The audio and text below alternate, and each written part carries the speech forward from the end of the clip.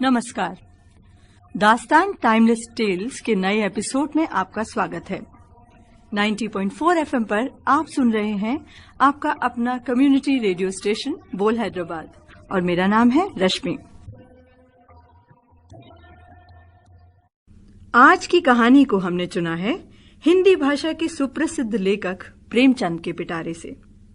प्रेमचंद ने न सिर्फ हिंदी बल्कि उर्दू में भी साहित्य लिखा है।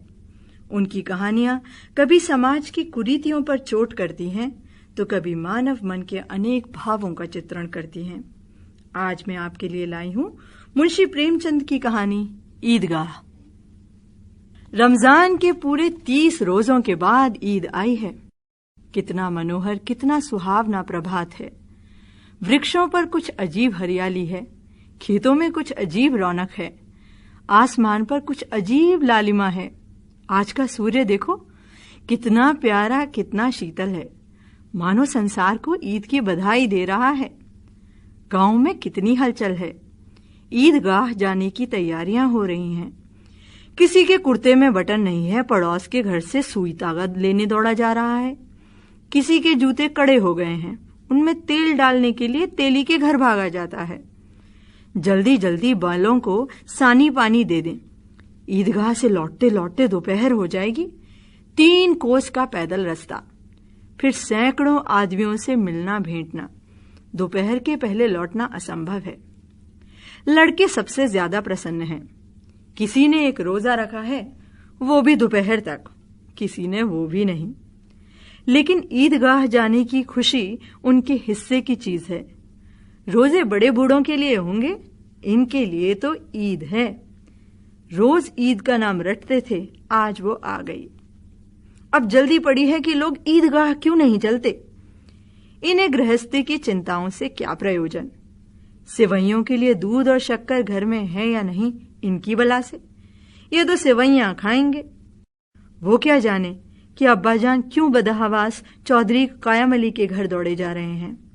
उन्हें क्या खबर कि चौधरी आज आंखें बदल लें तो ये सारी ईद मुहर्रम हो जाए। उनकी अपनी जेबों में तो कुबेर का धन भरा हुआ है। बार बार जेब में से अपना खजाना निकाल कर गिनते हैं और खुश होकर फिर रख लेते हैं। महमूद गिनता है, 1, 2, 10, 12। उसके पास 12 पैसे हैं। मोहसिन के पास 1, 2, 3, 8, 9, 15 पैसे हैं। इन्हीं अनगिनत पैसों में अनगिनत चीजें लाएंगे। खिलौने, मिठाइयां, बिगुल, गेंद और न जाने क्या क्या। और सबसे ज्यादा प्रसन्न है हामिद, वो 4-5 साल का गरीब सूरत दुबला पतला लड़का, जिसका बाप गत वर्ष हैजे की भेंट हो गया और मां न जाने क्यों पीली होती होती एक दिन मर गई। किसी को पता न चला क्या बीमारी है।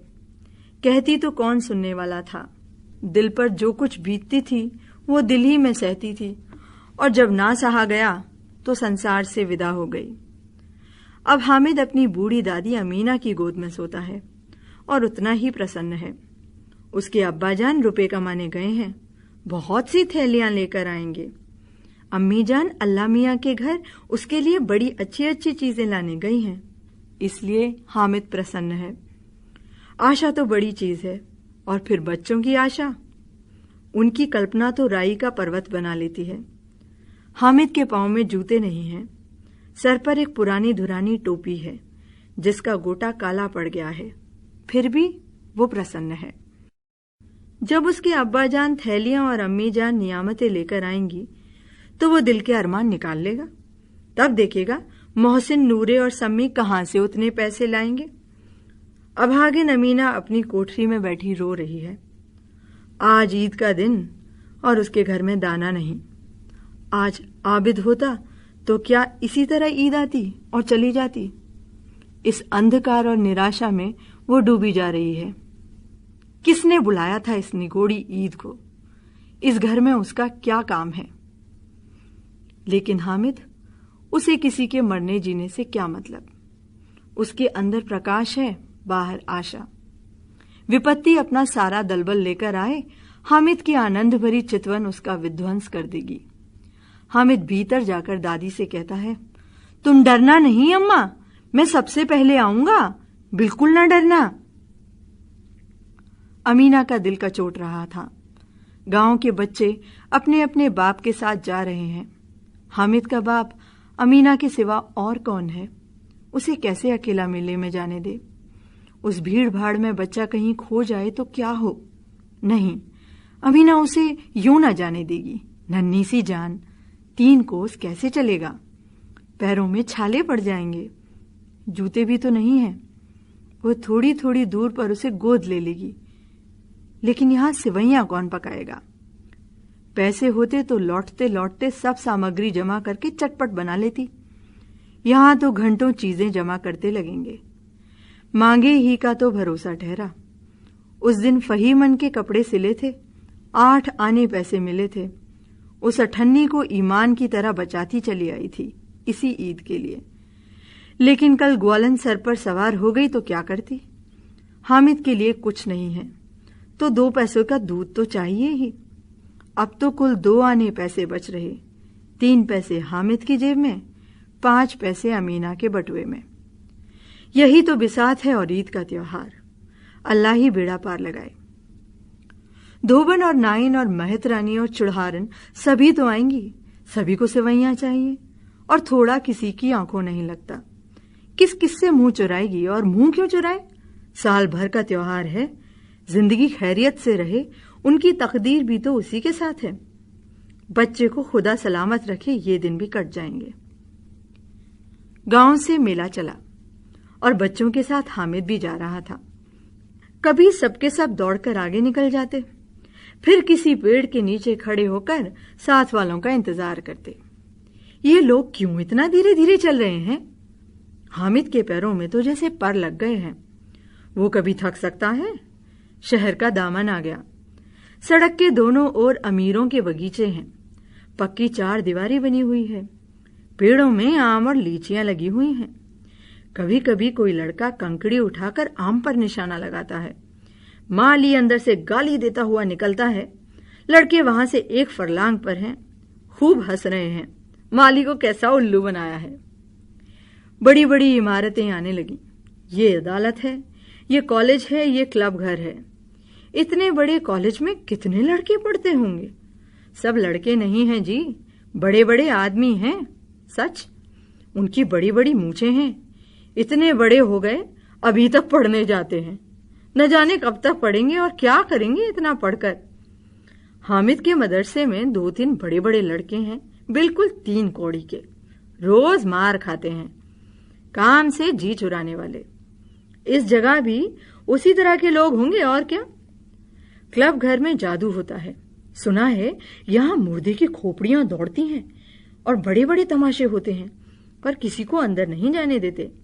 और यहाँ शाम को साहब लोग खेलते हैं, बड़े बड़े आदमी खेलते हैं, मूंछों दाढ़ी वाले। और मेमे भी खेलती हैं। सच, हमारी अम्मा को वो दे दो, क्या नाम है उसका, बैट, तो उसे पकड़ ही ना सकें, घुमाते ही लुढ़क जाएं। महमूद ने कहा, हमारी अम्मा जान का तो हाथ कांपने लगे, अल्लाह कसम। मोहसिन बोला, चलो मनो आटा पीस डालती हैं, जरा सा बैट पकड़ लेंगी तो हाथ कांपने लगेंगे। सैकड़ों घड़े पानी रोज निकालती हैं, 5 घड़े तो मेरी भैंस पी जाती है। किसी मेम को 1 घड़ा पानी भरना पड़े तो आंखों तले अंधेरा आ जाए। महमूद ने कहा, लेकिन दौड़ती तो नहीं ना, उछल कूद तो नहीं कर सकती। मोहसिन, हाँ उछल कूद नहीं कर सकती, लेकिन उस दिन मेरी गाय खुल गई और चौधरी के खेत में जा पड़ी थी। अम्मा इतनी तेज दौड़ी कि मैं उन्हें ना पा सका। सच। आगे चले। हलवाइयों की दुकानें शुरू हुईं। आज खूब सजी हुई थीं। इतनी मिठाइयां कौन खाता है? देखो ना, एक एक दुकानों पर मनो होंगी। सुना है रात को जिन्नात आकर खरीद कर ले जाते हैं। अब्बा कहते थे कि आधी रात को एक आदमी हर दुकान पर जाता है और जितना माल बचा होता है वो तुलवा लेता है और सचमुच के रुपए देता है, बिल्कुल ऐसे ही रुपए। हामिद को यकीन न आया, ऐसे रुपए जिन्नात को कहां से मिल जाएंगे? मोहसिन ने कहा, जिन्नात को रुपए की क्या कमी, जिस खजाने में चाहे चले जाएं, लोहे के दरवाजे तक उन्हें रोक नहीं सकते जनाब। आप हैं किस फेर में? हीरे जवाहरात तक उसके पास रहते हैं। जिनसे खुश हो गए उसे टोकरों जवाहरात दे दिए। अभी यहीं बैठे हैं, 5 मिनट में कलकत्ता पहुंच जाएं। हामिद ने फिर पूछा, जिन्नात बहुत बड़े बड़े होते होंगे?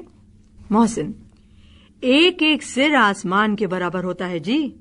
जमीन पर खड़ा हो जाए तो उसका सिर आसमान से जा लगे, मगर चाहे तो एक लोटे में घुस जाए। हामिद, लोग उन्हें कैसे खुश करते होंगे? कोई मुझे भी मंत्र बता दे तो एक जिन को मैं भी खुश कर लूं। मोहसिन, अब ये तो मैं नहीं जानता, लेकिन चौधरी साहब के काबू में बहुत से जिन्नात हैं। कोई चीज चोरी हो जाए, चौधरी साहब उसका पता लगा देंगे और चोर का नाम भी बता देंगे। जुमराती का बचवा उस दिन खो गया था। 3 दिन हैरान हुए, कहीं ना मिला। तब झक मारकर चौधरी के पास गए। चौधरी ने तुरंत बता दिया मवेशी खाने में है, और वहीं मिला। जिन्नात आकर उन्हें सारे जहान की खबरें दे जाते हैं। अब उसकी समझ में आ गया कि चौधरी के पास क्यों इतना धन है और क्यों उनका इतना सम्मान है। आगे चले। ये पुलिस लाइन है, यहीं पर कांस्टेबल कवायद करते हैं, रिटर्न 5। रात को बेचारे घूम घूम कर पहरा देते हैं, नहीं तो चोरियां हो जाएं।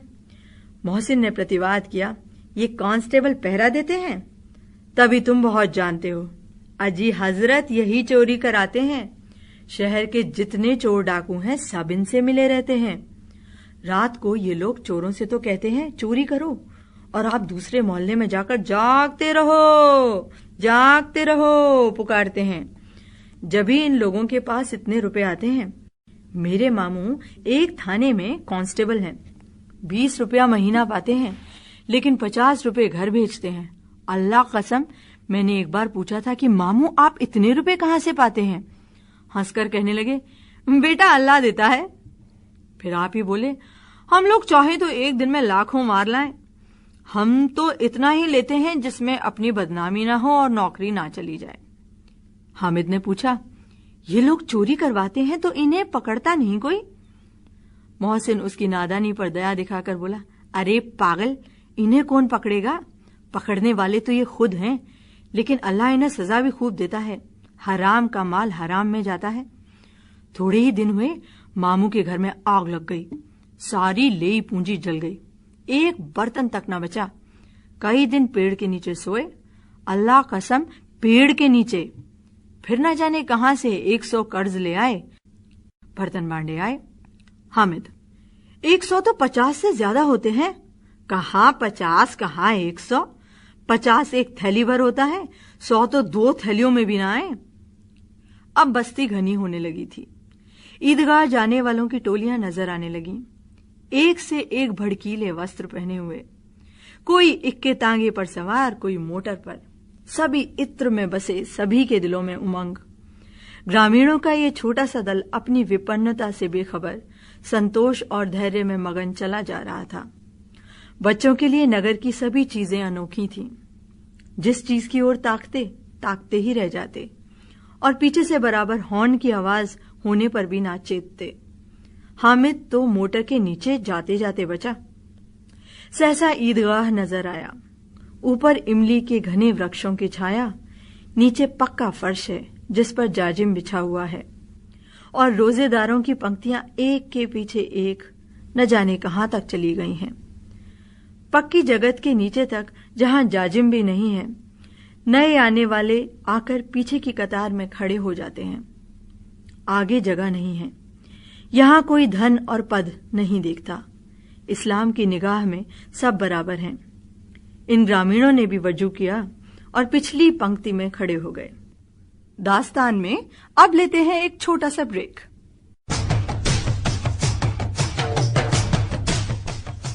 మనం దశలో 3,50,53,33 రకాల మేకలు ఉన్నాయి. 420 రకాల రాజకీయ నాయకులు ఉన్నారా? దాంట్లో 2 నిజాయితీ పరులతో 16 మంది అటు ఇటు కాకున్నారు. మరి చూసినట్లయితే బోల్ హైదరాబాద్ 90.4 FM. సొల్లు తక్కువ, మ్యాటర్ ఎక్కువ. బజావ్ అంతే.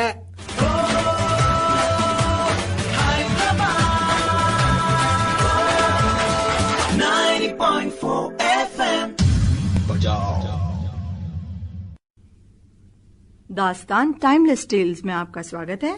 अब सुनते हैं आगे की कहानी। कितना सुंदर संचालन है, कितनी सुंदर व्यवस्था। लाखों सिर एक साथ सजदे में झुक जाते हैं, फिर सबके सब एक साथ खड़े हो जाते हैं, एक साथ झुकते हैं और एक साथ घुटनों के बल बैठ जाते हैं। कई बार यही क्रिया होती है जैसे बिजली की लाखों बत्तियां एक साथ प्रदीप्त हों और एक साथ बुझ जाएं, और यही क्रम चलता रहे। कितना अपूर्व दृश्य था, जिसकी सामूहिक क्रियाएं, विस्तार और अनंतता हृदय को श्रद्धा, गर्व और आत्मानंद से भर देती थी।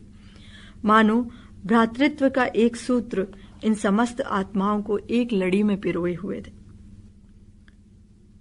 नमाज खत्म हो गई है, लोग आपस में मिल रहे हैं। तब मिठाई और खिलौनों की दुकान पर धावा होता है।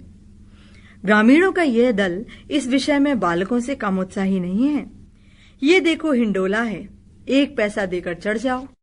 कभी आसमान पर जाते हुए मालूम होंगे, कभी जमीन पर गिरते हुए। ये चरखी है, लकड़ी के हाथी, घोड़े, ऊंट छड़ों से लटके हुए हैं। 1 पैसा देकर बैठ जाओ और 25 चक्करों का मजा लो। महमूद और मोहसिन और नूरे और सम्मी इन घोड़ों और ऊंटों पर बैठते हैं। हामिद दूर खड़ा है। 3 ही पैसे तो हैं उसके पास। अपने कोष का 1/3 जरा सा चक्कर खाने के लिए नहीं दे सकता।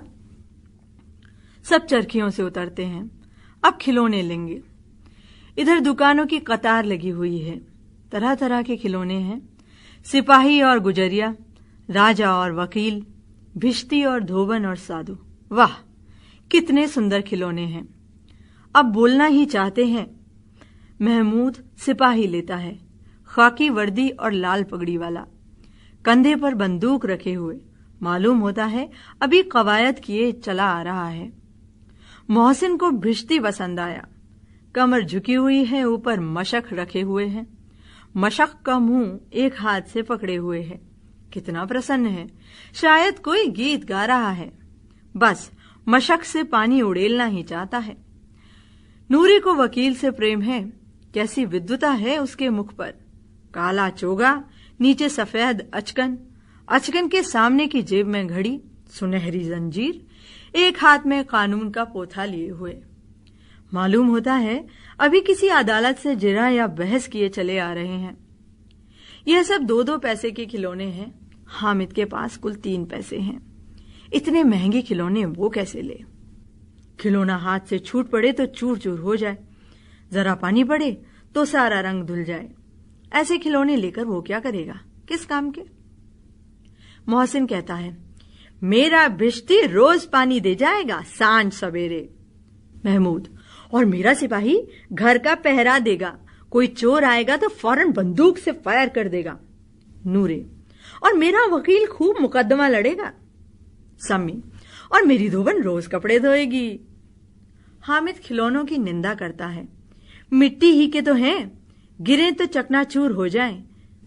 लेकिन ललचाई हुई आंखों से खिलौनों को देख रहा है और चाहता है कि जरा देर के लिए उन्हें हाथों में ले सकता। उसके हाथ अनायास ही लपकते हैं, लेकिन लड़के इतने त्यागी नहीं होते, विशेषकर जब अभी नया शौक है। हामिद ललचाता रह जाता है। खिलौने के बाद मिठाइयां आती हैं। किसी ने रेवड़ियां ली हैं, किसी ने गुलाब जामुन, किसी ने सोहन हलवा। मजे से खा रहे हैं। हामिद बिरादरी से पृथक है।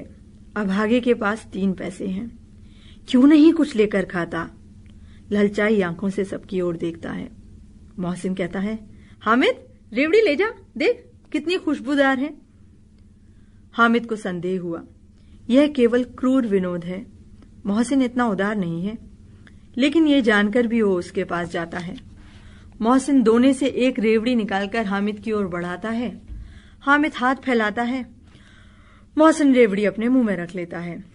महमूद, नूरे और सम्मी खूब तालियां बजा बजा कर हंसते हैं। हामिद खिसिया जाता है।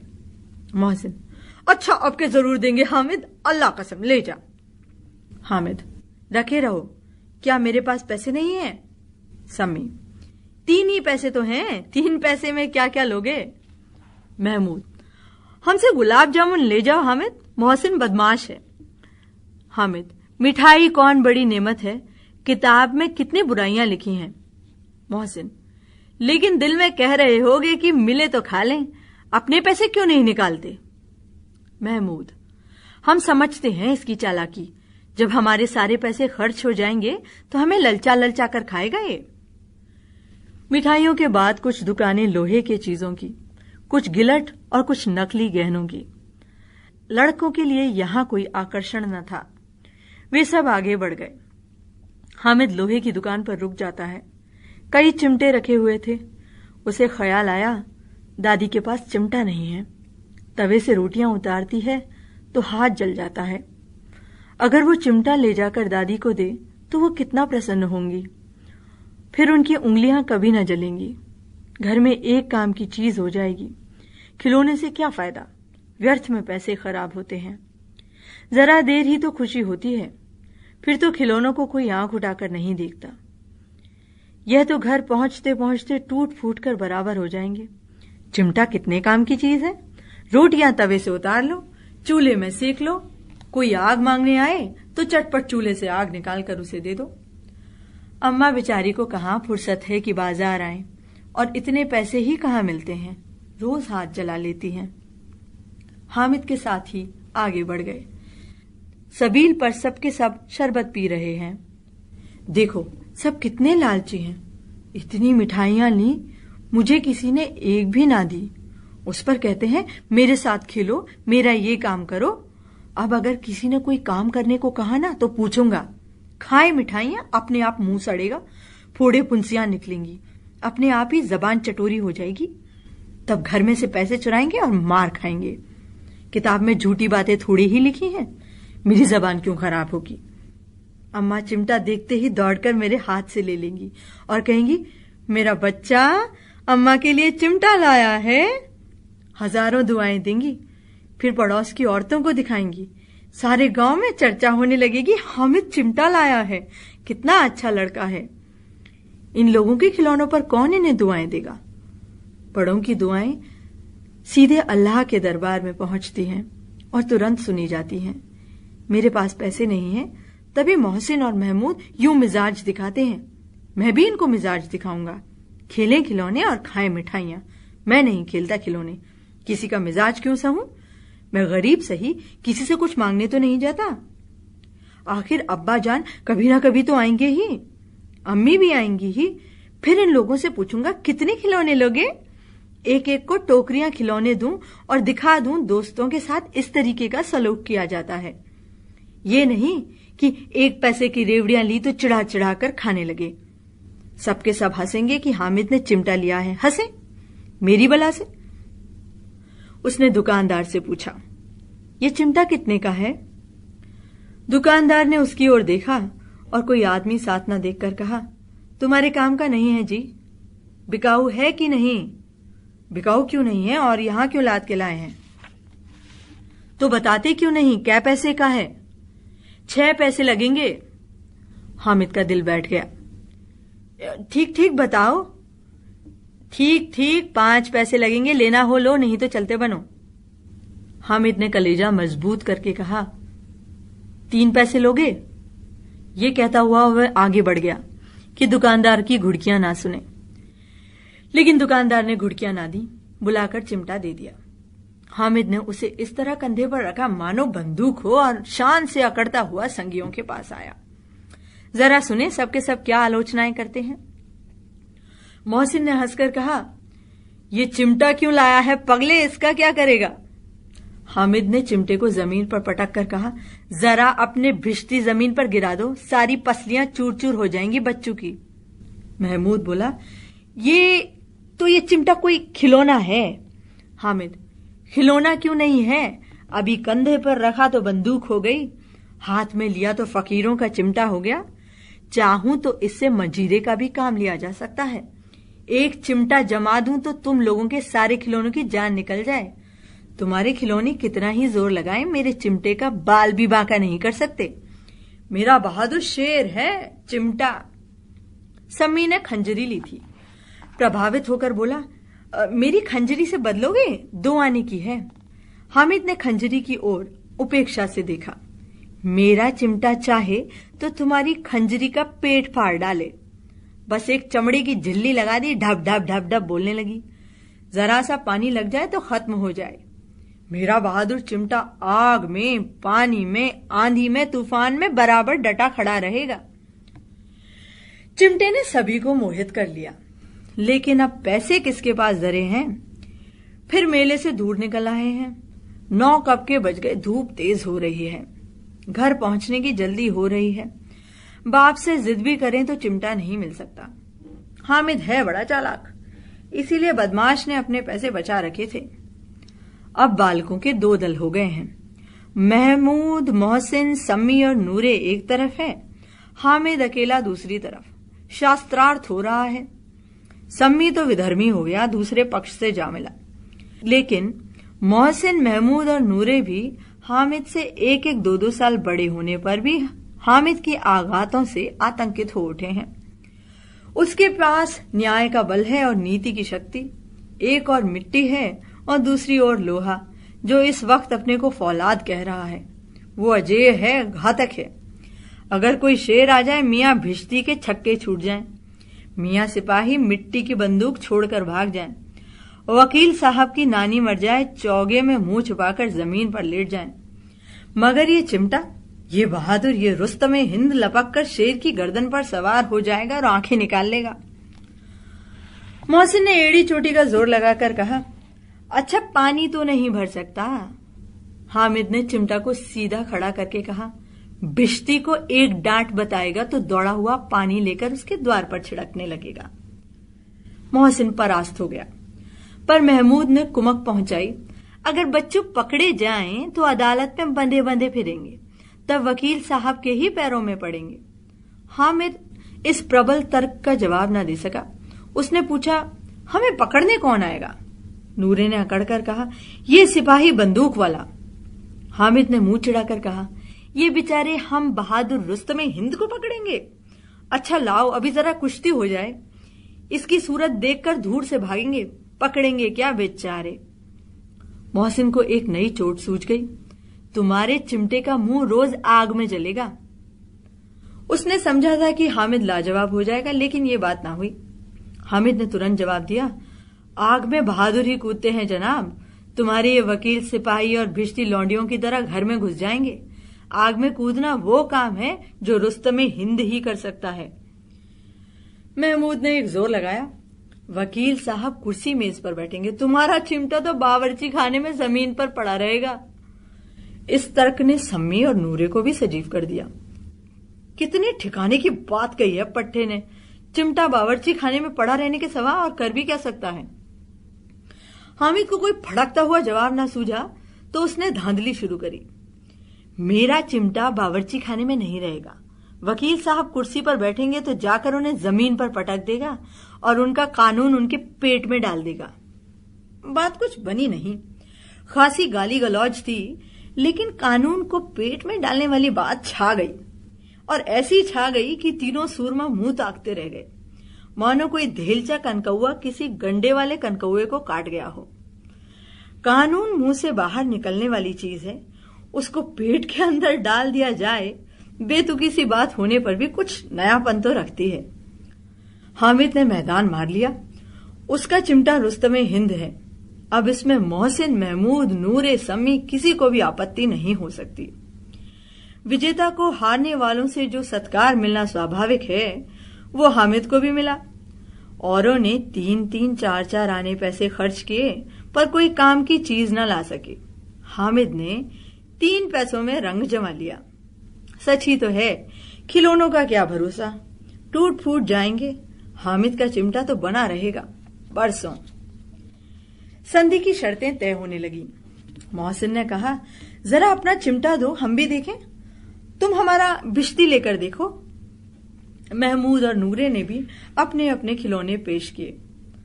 हामिद को इन शर्तों को मानने में कोई आपत्ति न थी। चिमटा बारी बारी सबके हाथ में गया और उनके खिलौने बारी बारी हामिद के हाथ में आए। कितने खूबसूरत खिलौने हैं। हामिद ने हारने वालों के आंसू पोंछे। मैं तुम्हें चिढ़ा रहा था, सच। ये चिमटा भला इन खिलौनों की क्या बराबरी करेगा। मालूम होता है ये खिलौने अब बोले तब बोले। लेकिन मोहसिन की पार्टी को इस दिलासे से संतोष नहीं होता। चिमटे का सिक्का खूब बैठ गया। चिपका हुआ टिकट अब पानी से नहीं छूट रहा है। मोहसिन, लेकिन इन खिलौनों के लिए कोई हमें दुआ तो न देगा? महमूद, दुआ को लिए फिरते हो, उल्टे मारना पड़ जाए। अम्मा जरूर कहेंगी कि मेले में यही मिट्टी के खिलौने मिले। हामिद को स्वीकार करना पड़ा कि खिलौनों को देखकर किसी की मां इतनी खुश न होगी जितनी दादी चिमटा को देखकर खुश होगी। 3 पैसों ही में उसे सब कुछ करना था और उन पैसों के इन उपयोग पर पछतावे की बिल्कुल जरूरत ना थी। फिर अब तो चिमटा रुस्तम हिंद है और सभी खिलौनों का बादशाह। रास्ते में महमूद को भूख लगी। उसके बाप ने केले खाने को दिए। महमूद ने केवल हामिद को साझी बनाया। उसके अन्य मित्र मुंह ताकते रह गए। ये उस चिमटे का प्रसाद था। 11 बजे गांव में हलचल मच गई। मेले वाले आ गए। मोहसिन की छोटी बहन ने दौड़कर भिश्ती उसके हाथ से छीन लिया और मारे खुशी के जो उछली तो मियां भिश्ती नीचे आ रहे और परलोक सिधारे। इस पर भाई बहन में मारपीट हुई। दोनों खूब रोए। उसकी अम्मी शोर सुनकर बिगड़ी और दोनों को ऊपर से 2-2 चांटे और लगाए। मियां नूरे के वकील का अंत उनकी प्रतिष्ठानुकूल इससे ज्यादा गौरवमय हुआ। वकील जमीन पर या ताक पर तो नहीं बैठ सकता। उसकी मर्यादा का विचार तो करना ही होगा। दीवार में 2 खूंटियां गाड़ी गईं। उन पर लकड़ी का एक पटरा रखा गया। पटरे पर कागज का कालीन बिछाया गया। वकील साहब राजा भोज की भांति सिंहासन पर विराजे। नूरे ने उन्हें पंखा चलना शुरू किया। अदालतों में खस की टाटियां और बिजली के पंखे रहते हैं। क्या यहां मामूली पंखा भी ना हो?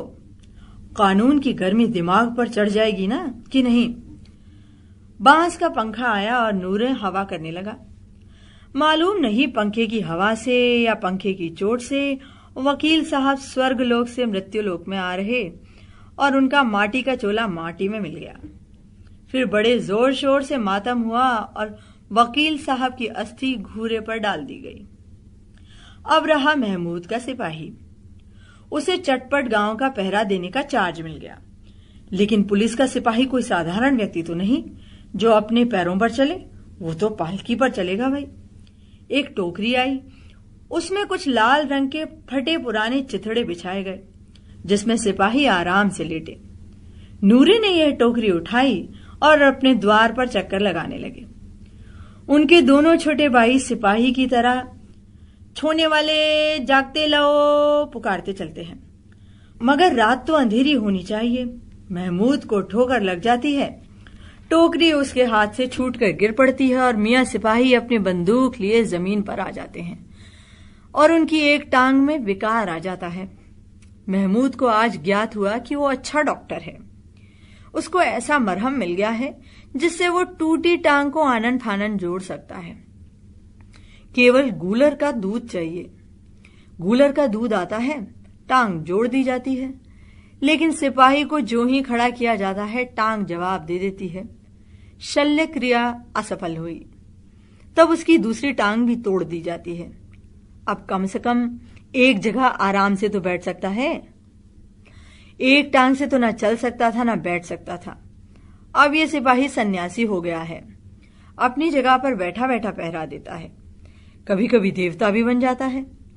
उसके सर पर झालरदार साफा खुरच दिया गया है। अब उसका जितना रूपांतर चाहो कर सकते हो। कभी कभी तो उससे बाट का काम भी लिया जाता है। अब मियां हामिद का हाल सुनिए। अमीना उसकी आवाज सुनते ही दौड़ी आई और उसे गोद में उठाकर प्यार करने लगी।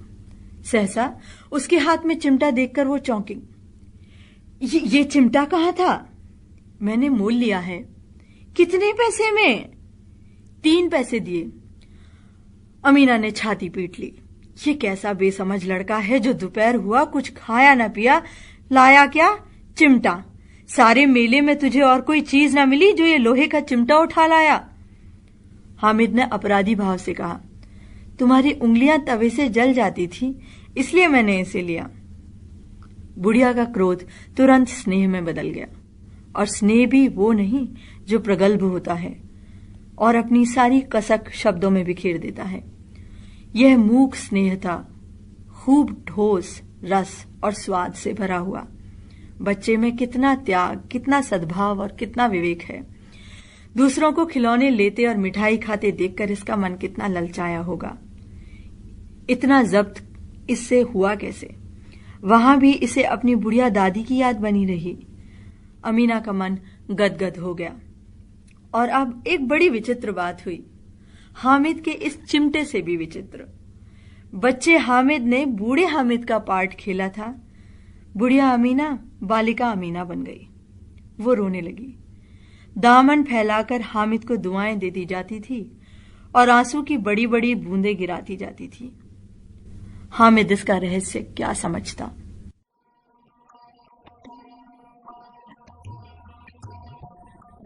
दास्तान का ये एपिसोड आपको कैसा लगा? हमें जरूर बताइए। हमें आपके सुझावों और आपके फीडबैक का इंतजार रहेगा। हमारा ईमेल आईडी है bolhyd90.4@gmail.com। मैं एक बार दोबारा बोलती हूँ, bolhyd90.4@gmail.com।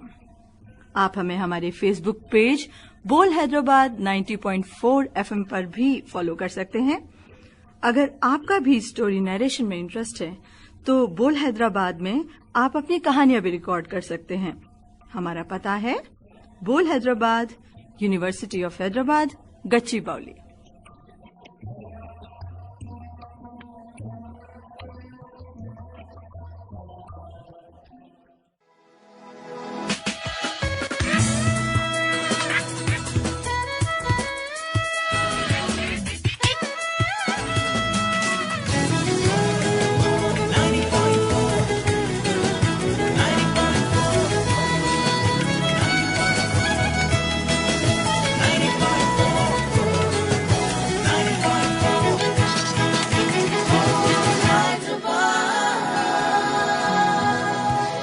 .4 FM बजाओ।